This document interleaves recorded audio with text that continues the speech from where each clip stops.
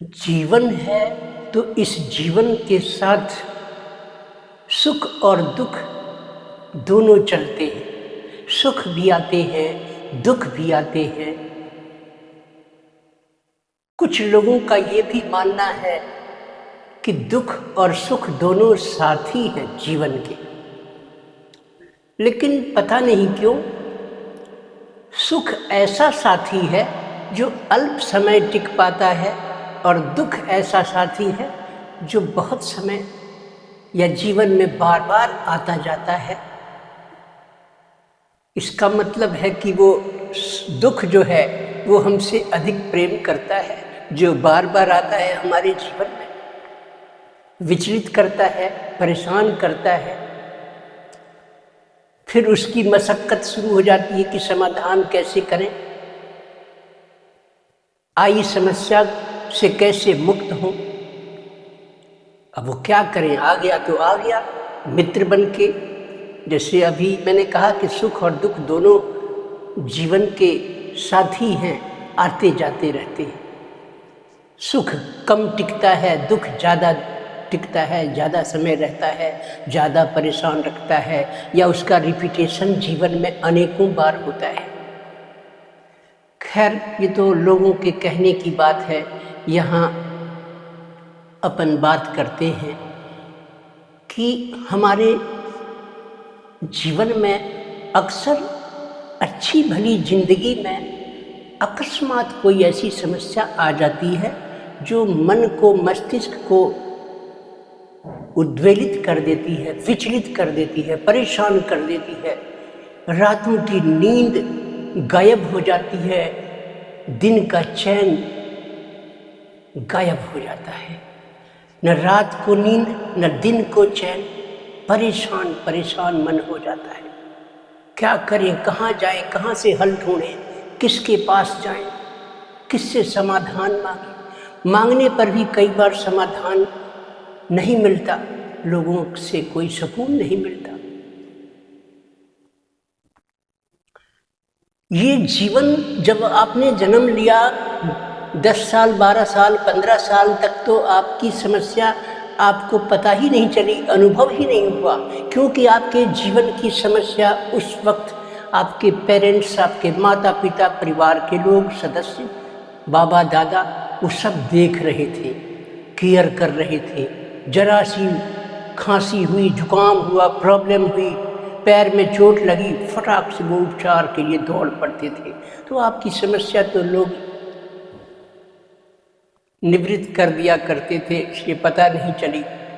अब जैसे जैसे थोड़ा उम्र बढ़ी, युवावस्था, प्रौढ़ावस्था, वृद्धावस्था, ये अब समस्या कोई न कोई आती रहती है। पढ़ाई पूरी हो गई तो नौकरी कैसे मिले, नौकरी पूरी हो गई तो शादी कब होगी, मकान कब बनेगा, सब हो गया तो बच्चे इतने में देखते देखते बड़े हो गए, अब शादी विवाह कब होगा, कहाँ होगा, कैसे होगा। वो भी हो गया तो पता चलता है कि अब नई समस्या आ गई कि बच्चों की व्यवस्था भी हो गई, सब काम हो गया, लेकिन अब उम्र ढलने लग गई तो अब स्वास्थ्य की समस्या आने लग गई। One after another problems comes to our life. एक न एक समस्या जीवन में तो आती रहती है। मेरे कहने का मतलब है कि हम लोग इसीलिए ज्योतिष विद्या के माध्यम से, धर्म शास्त्रों के माध्यम से, कथाओं के माध्यम से, पूजा पाठ के माध्यम से ये बार बार कहते हैं कि ईश्वर को अपना साथी बना लीजिए, किसी इष्ट को अपना मित्र बना लीजिए, अपना माई बाप चुन लीजिए, जिससे कोई संकट आए तो आप उनसे दिव्य शक्तियों से आग्रह कर सकें और समाधान की अपेक्षा कर सकें। बहुत से लोग ऐसे भी हैं जिनके माता पिता या तो वो वृद्ध हो गए, अब मदद करने की हालत उनकी नहीं रही, अब उन्हें खुद मदद चाहिए, अब उनके शरीर का स्वास्थ्य विकल हो गया, वो खुद बेचारों को अब सहायता चाहिए। आप पहले जैसे उनसे पाया करते थे, अब उन्हें मदद की ज़रूरत है आपसे। और आप हो गए परेशान, किसी कारण से विचलित हो गए, प्रॉब्लम आ गई, आपकी खुद की ज़िंदगी और आपका परिवार अब तनाव में चल रहा है। तो अब माता पिता बुजुर्ग, अब वो आपकी कैसे मदद करेंगे? वहाँ ज़रूरत फिर पड़ती है कि आप लोग भागते दौड़ते हो मंदिर, इस भगवान उस भगवान, इस देवी माता उस देवी माता, ज्योतिष, वास्तु। परेशानी जब आती है तो आदमी इन चीज़ों में सॉल्यूशन ढूंढता है। यही कारण है कि हम लोग कहते हैं कि अपने जीवन में कम कष्ट आए, इसके लिए सात्विक बन जाइए, सदाचारी बन जाइए, सद्विचार रखिए, सत्य बोलिए, किसी को परेशान ना कीजिए, किसी का हरण ना कीजिए, किसी के समय का, संसाधन का, श्रम का बेवजह हरण ना कीजिए। और धर्म के अनुसार चले, आप आचरण करें तो बहुत हद तक ईश्वर, चाहे आप उनकी पूजा से चाहे जुड़े हों या नहीं जुड़े हों, उनको आप मन में धारण करते हैं या नहीं, स्मरण में रखते हैं कि नहीं, लेकिन आपका कर्म, आपका जीवन, आपकी दिनचर्या सात्विक है, शुद्ध है, मांस मदिरा से बचे हुए हैं, दूसरों को हानि नहीं पहुंचा रहे होते हैं, तो ईश्वर की दिव्य शक्तियाँ, देवी शक्तियाँ, 9 ग्रह, ये सब खुद ब खुद आपकी समस्या का कोई ना कोई समाधान लाते रहते हैं। एंजल्स भी होते हैं, देवदूत, देवों के दूत, योगिनियाँ, यक्षिणियाँ, भैरवनाथ, ये सब लोक देवी, कुल देवी, कुल देवता, लोक के देवता, चौराहे वाली माता, शीतला भवानी, जगदम्बा माता, ये सब ईश्वर के विराट सत्ता में इतनी सारी शक्तियां हैं। आप किसी से कनेक्ट हो जाइए, किसी को अपना लीजिए, किसी से जुड़ जाए।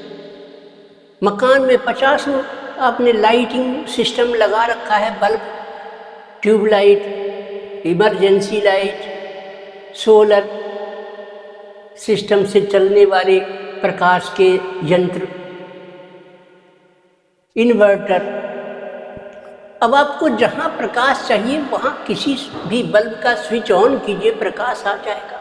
इसी तरीके से इस यूनिवर्स में, इस पूरे संसार में, विराट विश्व में आपके मदद के लिए ईश्वर की इस कायनात में और सत्ता में तमाम देवी शक्तियाँ, 9 ग्रह, देवता देवी, कुल देवी कुल देवता जी, चौराहे वाली माता, शीतला भवानी,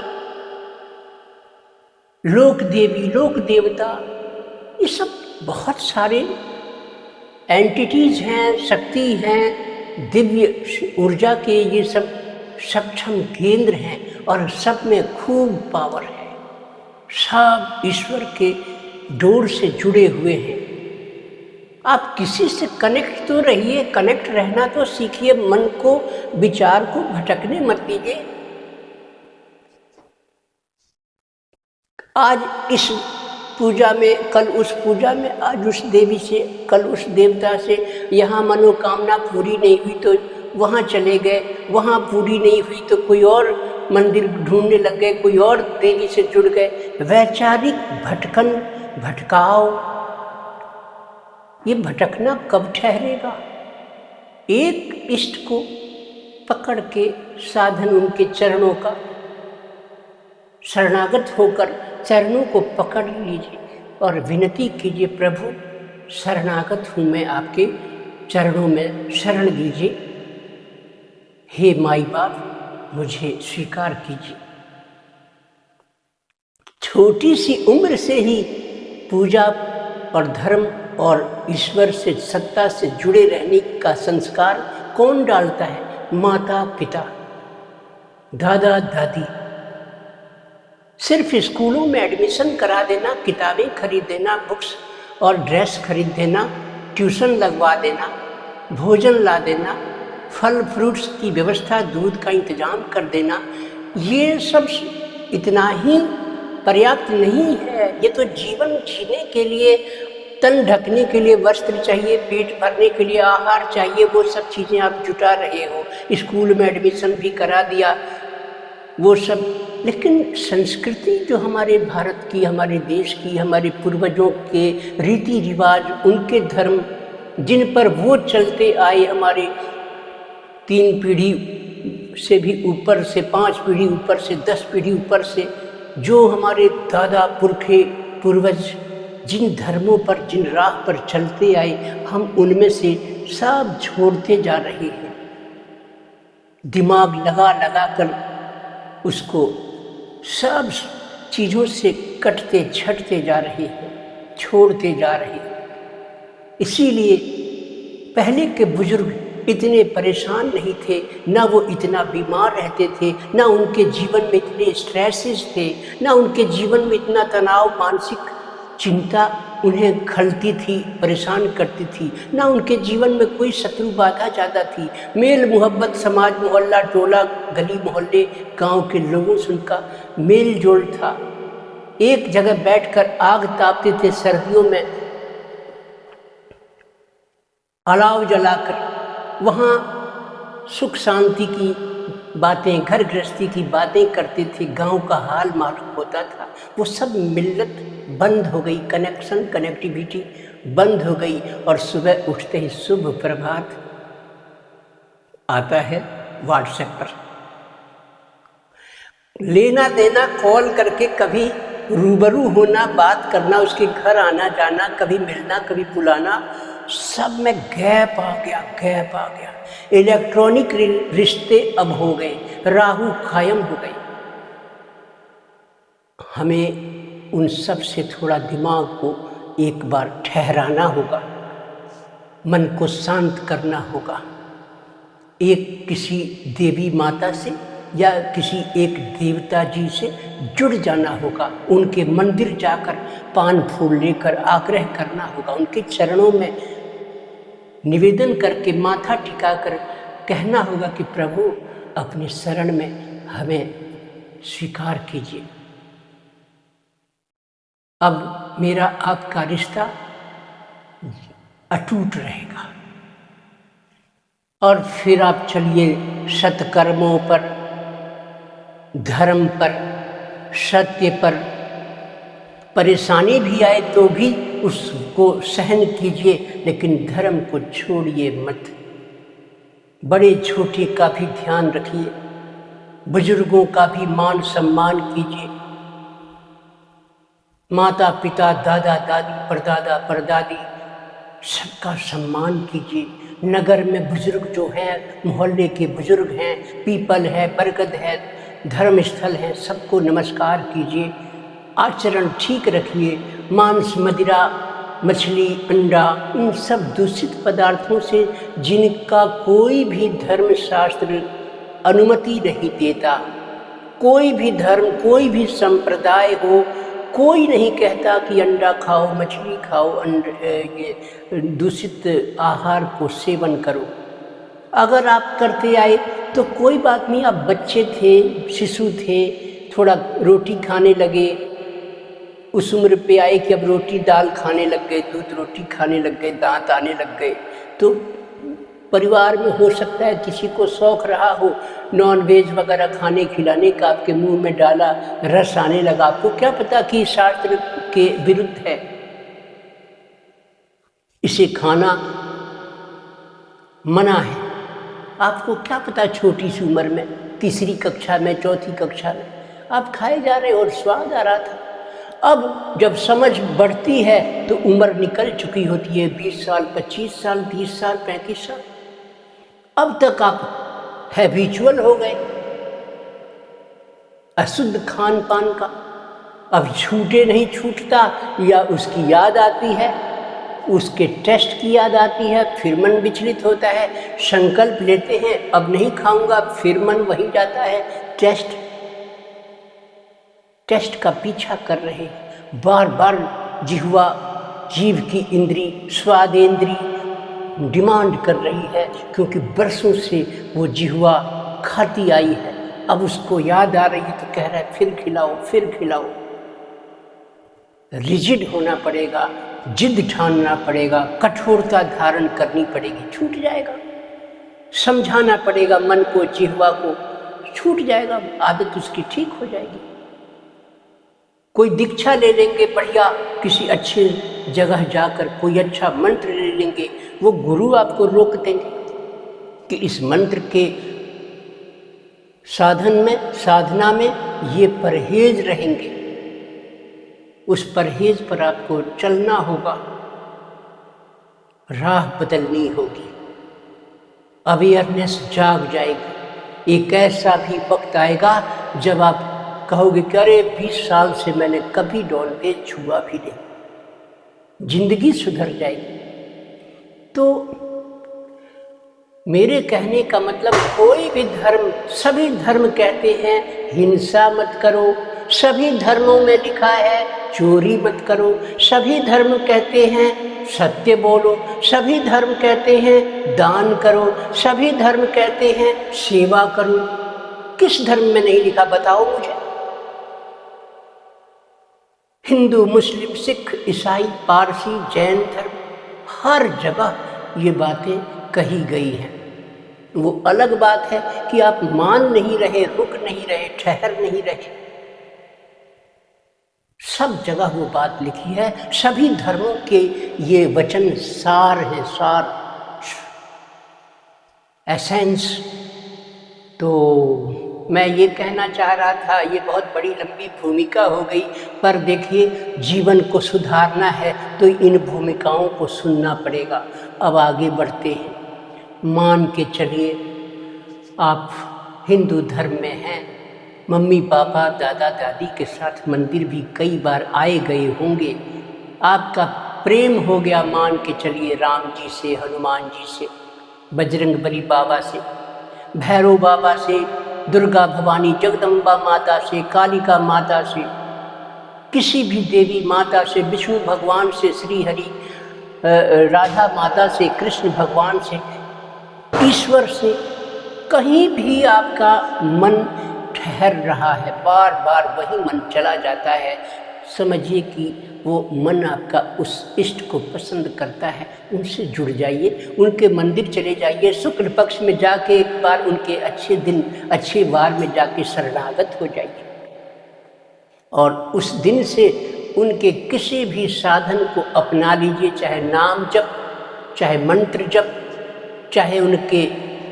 स्तोत्र साहित्य, चाहे उनका कोई पाठ होता हो, कोई चालीसा होती हो। जुड़ने के तो 50 तरीके हैं, पुल है, ब्रिज है, वो आपसे ईश्वर तक पहुंचने का पुल है, मार्ग है, वो चालीसा, वो साहित्य, वो मंत्र, वो स्तोत्र। उस पर आप जब रोज चलते हैं तो रोज अपने से भगवान तक रोज जाते हैं। ब्रिज का काम करता है वो आपका मंत्र, वो चालीसा।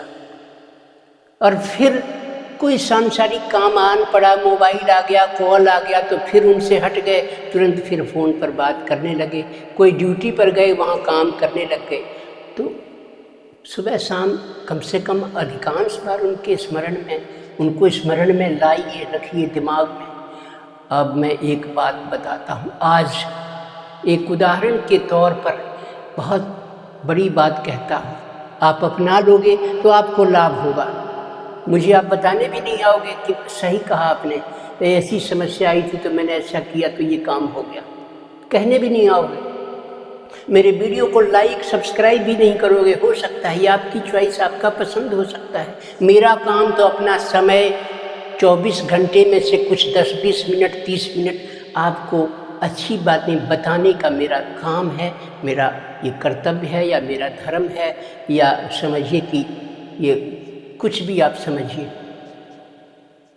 मान के चलिए आपको हनुमान जी से प्रेम है, राम जी से प्रेम है, जीवन है, और जीवन में आपके कोई अचानक कष्ट आ गया, कोई समस्या आ गई, ऐसी समस्या, और आपका नियम धर्म चाल चलन आहार विहार सब अच्छा भी है, फिर भी कोई समस्या आ गई। कोई जन्म कुंडली में कोई ग्रह ऐसे आ गए, छठे 8वें 12वें में बैठे हुए किसी ग्रह के दशा अंतरदशा में से आप गुजर रहे, मारक ग्रह के दशा अंतरदशा से चल रहे हैं, कोई कष्ट आ गया किसी भी कारण से, आपको तो अब पीड़ा हो रही है, मानसिक शांति भंग हो रही है, क्या करें? उसका उपाय बताता हूँ। अपने तक सीमित रखना, प्रचार प्रसार ढोल पीटना बंद कर देना, क्योंकि वो इष्ट है, वो देव है और आप भक्त हैं। कल से आप भक्त होने जा रहे हैं, मान के चलिए। इस वीडियो को देखने के बाद आपको आ गया कष्ट, आप उसका बखान कहीं मत कीजिए, गुप्त रखिए। जितना उसको पर्दे में रख के पूजा करेंगे, गुप्तता से करेंगे, गोपनीयता के साथ करेंगे, उतना ही आपकी सुनेगा वो ईश्वर पर्दे के भीतर भीतर। क्या कहना है, क्या करना है? कष्ट आ गया, ऐसा कष्ट छोटी मोटी जुकाम खांसी के माइनर प्रॉब्लम्स के लिए मत बार बार आग्रह करके अपने देवता को, अपने भगवान को परेशान मत कीजिए। बार बार रोज प्रेयर और प्रार्थना और सवाल और डिमांड और मांग लेकर के ही मंदिर जाएंगे, फिर वो पूजा क्या हुई? स्वार्थ हो गया आपके, तो मन में स्वार्थ बचा है। 24 घंटे मेरा ये हो जाए, कल मेरा वो हो जाए, परसों मेरे साथ पोता हो जाए, मेरे साथ ये हो जाए, मेरे साथ मकान बन जाए। अरे बाप रे बाप, इतना ज़्यादा आप डिमांड करने लग जाते हैं कि आप पूजा नहीं करते, आप डिमांड करते हैं। बस 2 अगरबत्ती जलाई, प्रसाद पुष्प रखा और बस शुरू की कि मेरा ये काम हो जाए प्रभु, और अब तब लगते हैं पाठ करने। फिर पाठ हुआ, फिर वही डिमांड की प्रभु ध्यान रखना मेरा ये काम।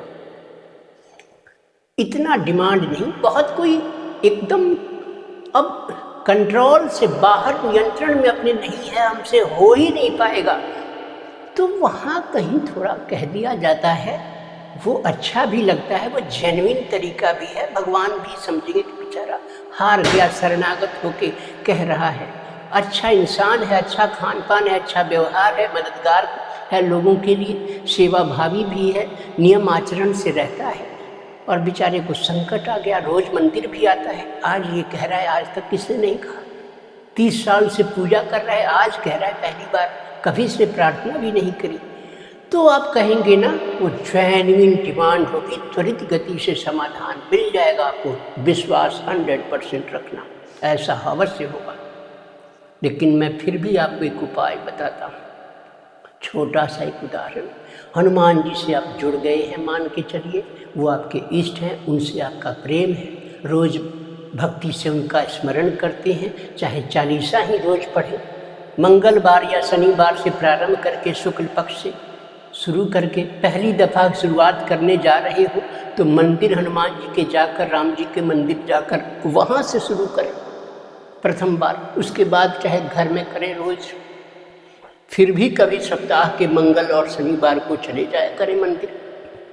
थोड़ा बूंदी, कभी लड्डू, कभी और कोई प्रसाद वितरण करिए, इससे दानशीलता भी बढ़ेगी, प्रसाद का वितरण भी होगा, आपके हाथ से मीठा पदार्थ दूसरों के जिह्वा पर जाएगा भगवान के नाम का, आपको भी अच्छा लगेगा, एक आदत हैबिट फॉर्म होगी। और तब आपको कोई मान के चलिए आ गया है संकट। हनुमान जी के 40 में साफ लिखा है, संकट कटे मिटे सब पीरा, जो सुमिरै हनुमत बलबीरा।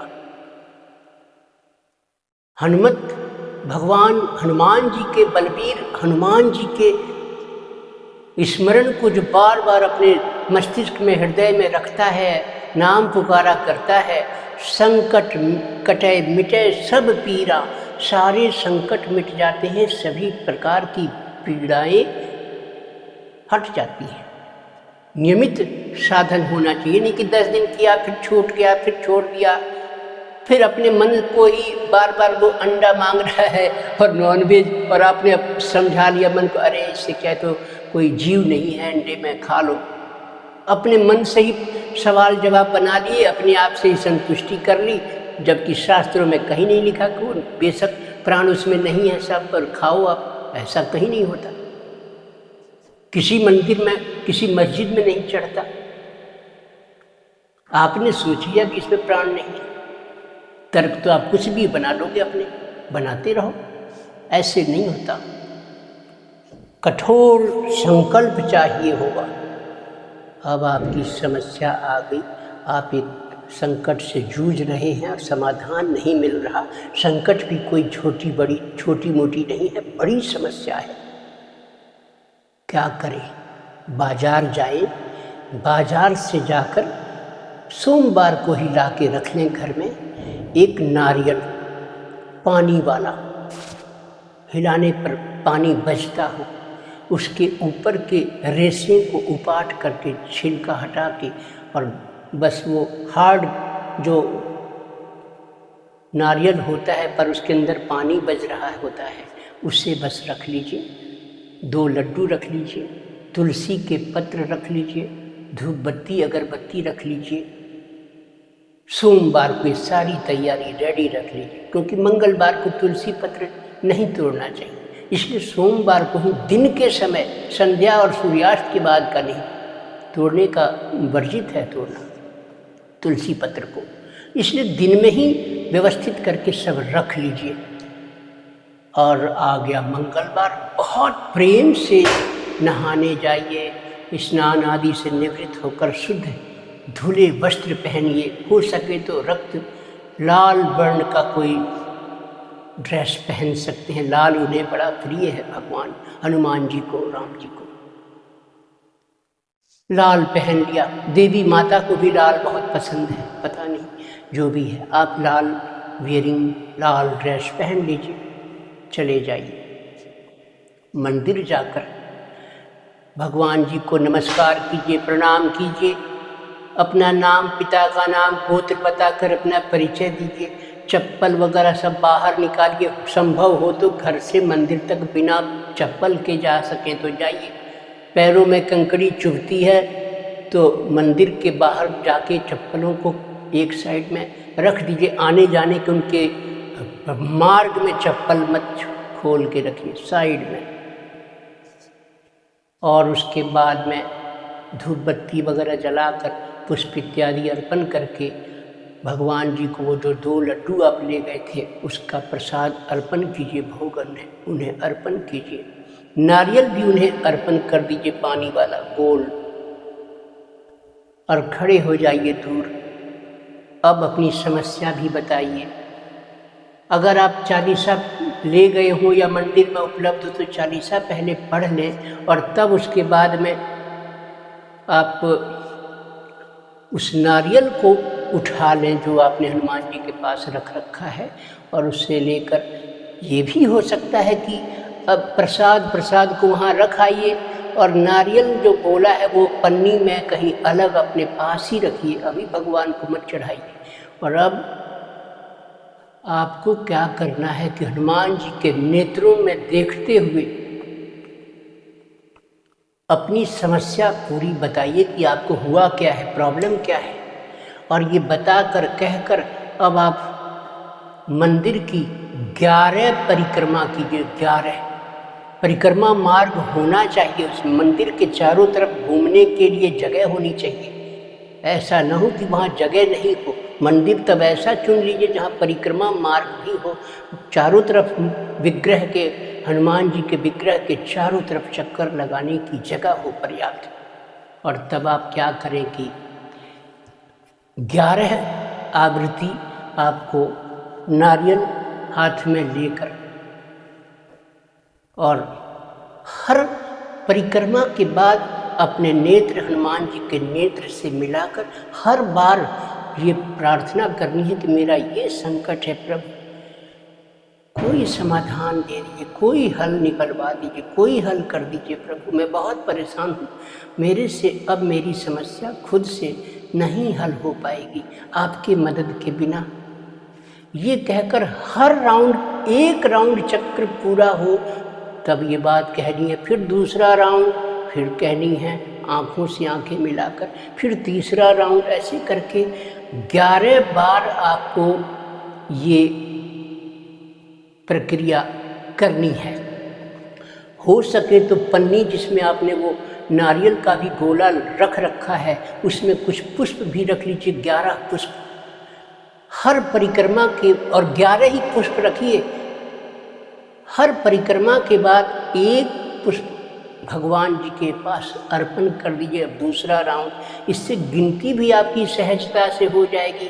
11 ही पुष्प और 11 राउंड, कहीं ऐसा ना हो कि ध्यान मगन हो जाए और 11 परिक्रमा हुई कि 10 रह गई या 9 रह गई या 12 हो गई, ये कन्फ्यूज़न कहीं पैदा ना हो। इसलिए 11 पुष्प आप अपने पास रख सकते हैं एक पन्नी में या कोई तरह से कोई, और तब हर परिक्रमा के पूर्ण होने पर एक पुष्प अर्पण करते जाइए। ऐसे करके आप बड़े सही तरीके से 11 परिक्रमा पूरी कर देंगे।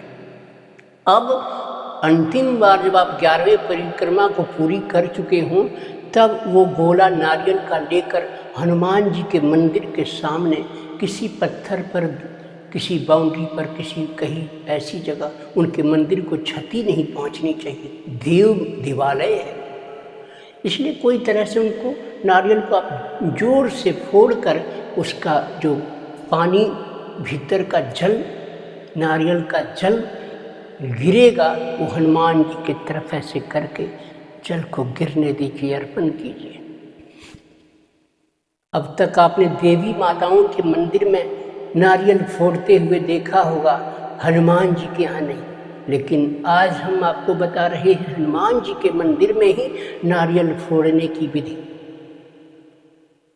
अब आपने ये सारी बात कह दी, 11 परिक्रमा भी हो गए, प्रसाद जो चढ़ाया था वो कुछ उन्हें अर्पण करके हनुमान जी कुछ ले आइए घर, और वो नारियल वहाँ छोड़ दीजिए या कुछ छोड़ के कुछ ले आइए, और घर आकर बिना लहसुन प्याज का कोई भी एक बार दिन भर में आप आहार, भूख लगती है तो एक बार आहार दिन में कभी ले सकते हैं, नहीं तो फल फलहार पर रहकर व्रत के तौर तरीके से रहें, व्रत में रहें, शुद्ध विचार भी रखें उस दिन, किसी से झगड़ा भी ना करें, और मंगलवार से प्रारंभ करके अब व्रत पूरा हो गया, रात को सोइए, सुबह उठकर व्रत खोलिए, और नहीं तो एक वक्त दिन भर में कभी शुद्ध, बिना किसी लहसुन प्याज का शुद्धता से बना हुआ शुद्ध भोजन ग्रहण आप कर सकते हैं। बाकी टाइम भूख लगे तो चाय पानी, मीठा फल फ्रूट्स ले सकते हैं। जब ये आपको 11 परिक्रमाएँ करते करते आपको हर मंगल को करनी है, 11 परिक्रमाएँ मंगलवार के, शुक्ल पक्ष के मंगलवार से प्रारंभ करके और 11 मंगलवारों तक ये क्रिया कंटिन्यू करते जाना है। अथवा एक बात सुनिए, रुकिए, गलती हो गई, मंगलवार से शुरू करके 11 परिक्रमा हर मंगल को आपको करना है, और चालीसा रोज पढ़नी है। इसके बाद बुधवार अगला दिन होगा, बृहस्पति होगा, शुक्र शनि सब आएंगे। रोज नियमित रूप से चालीसा आप पढ़ें, पूर्व दिशा में मुंह करके, चाहे मंदिर या चाहे घर पर। और अब क्या करना है कि 41 दिन का ये व्रत रखना है आपको। 41 दिन में जितने भी मंगलवार मिले आपको, उतने मंगलवारों को व्रत रखना है। और नारियल फोड़ने का जो है वो प्रथम मंगल को पहली दफ़ा, पहले बार ही करना है। अब उसके बाद कभी नारियल नहीं फोड़ना है, और ना अंतिम मंगलवार या 41वें दिन कोई नारियल नहीं फोड़ना है। आपको सिर्फ परिक्रमा लगानी है। मंगलवार को प्रसाद, आप मंदिर जाने का काम आप रोज़ रखें, चालीसा रोज़ पढ़ें, लेकिन परिक्रमा और परिक्रमा के साथ अपनी समस्या का निवारण करने का निवेदन, ये आप हर मंगल को करते रहें। जब आपके 41 दिन पूरे हो जाएं, बस अब आप हाथ जोड़कर मंदिर जाकर अपने उस संकल्प को पूरा माने।